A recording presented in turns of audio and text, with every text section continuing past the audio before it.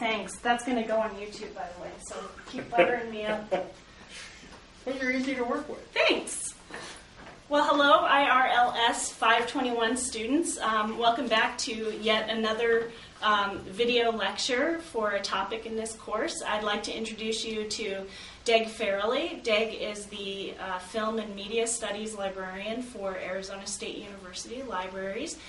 He's been with ASU Libraries for 19 years, and prior to that he was a media librarian at York College in Pennsylvania, and brings a very extensive knowledge and background in media and film, and so that's why I invited him to participate in this talk today. And libraries. Oh yes, libraries. Can't forget libraries. And so, do you want to say anything else about your background, Deg, or did I cover it? Well, I actually became a librarian, a media librarian, because of my experience working with a shared media collection for the North Suburban Library System in Illinois back in the 70s. That inspired me to become a librarian. And of course, North Suburban is suffering. Illinois libraries are suffering from tax cutbacks now. So, but the legacy goes on. The legacy goes on. So we're here today to talk a little bit about adaptations of children's literature and young adult literature into film. And so, first of all, we'd like to ask you to talk a little bit about the history of children's film as a genre. Can you shed a little light on that?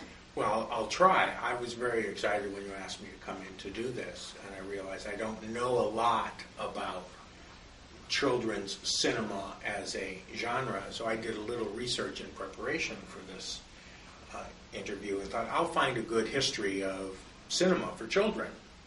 And surprise, surprise, there isn't one. Wow. This is an area that's just ripe for mining, to mix metaphors, ripe for mining for someone who maybe wants to do a dissertation or something else. I'll be honest, I haven't searched for dissertations. I forgot to do that. So I did find some things about the history of cinema for children, but nothing that's a cohesive text. And so I'm going to synthesize some of what I've found out. That really the concept of children's cinema in the Americas, in North America, is relatively recent, much more recent than the history of film. Mm-hmm. That film was usually family fare or not family fare prior to the changes that happened after World War II. Mm-hmm. We do know that in the 1930s, early 1930s, there was concern about the influence of film on morals and behavior of children, and there was some research done on that.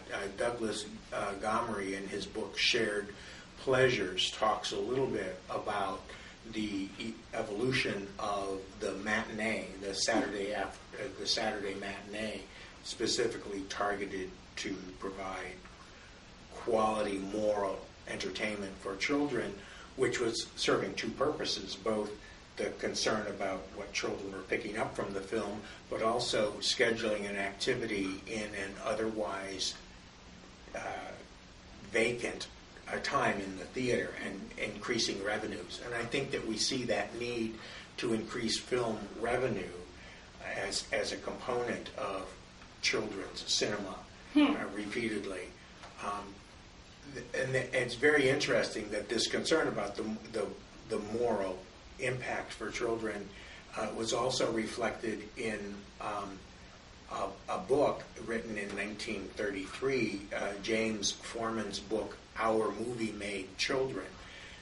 And this came about the same time that the Hays Code, which was the long predecessor to the movie grading system. So like PG, R, PG-13. Long before that, the called the Hays Code, but it was the MPAA, Motion Picture Association of America Code, which prohibited certain things from happening in films. Mm-hmm. Much written about the code.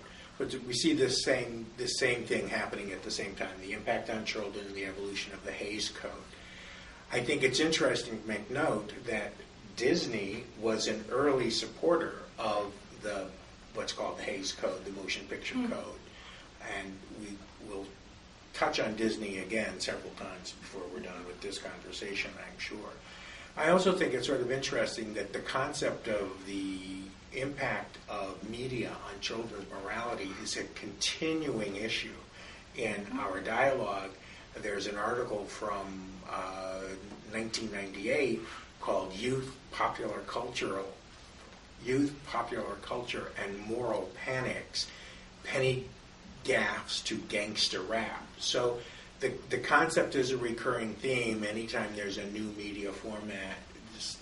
The save the children motif comes out. Yeah, and I think we can see a present-day parallel to that with Facebook and the panic button. If you've heard of this, it's something that is happening right now as we speak. Facebook has installed something called a panic button in its interface for children under the age of 18 to press or click when they might be approached by somebody who seems to be predatory. The panic button. So this is it's an example of social media and that exact phenomenon. That's really fascinating. But it's been around for a long time, even to the 1930s. Yeah. So a long history of worrying about what these new media are, what effect they're going to have on children, and whether or not the children are going to be damaged by this new media. And to go into to take that into the concept of literature into film, we find that many of the films that are targeted towards children and that are adaptations from other media often carry with them a very didactic moral tone to them. That is certainly true with the Disney content. And you'll see that's repeated there's numerous writings about Disney and the impact that Disney has had on film entertainment, but that the notion of the lesson the lesson to be learned. And in fact, there's some reference to that in a really good article that I thought I had brought with me, but I didn't. It's Gaffney's, Maureen Gaffney's article on tone and attitude in film adaptations of children's literature. Now, I have some citations for things. You don't have to take notes on these. I'm going to give Anne all of the citations of the articles that I found. Yes. And I understand you're not requiring them to read these articles, but there's further information to go on. And as long as I'm talking about the findings of the research, sure. The chapter from the book Literature on Screen by Cartmel. Edited by Cartmel and Whelan. Wonderful chapter that you read. I was mesmerized by it, to tell you the truth. And she makes a reference that there really hasn't been anything much written about children's literature into film, and that apparently the latest was children's novels and the movies, which we happen to have a copy of, edited by Douglas Street. And this was done in 1983. But the introduction in this book is extremely powerful and very, very worthwhile reading. And I understand you might get this scanned. Yes, we're going to get this scanned and put it up on our course site as an optional reading. And if nothing else, and you may have access to this in your libraries, wherever you are, that the resources that he cites in this book are just amazing, and that's where I found some of the additional materials that I read. He has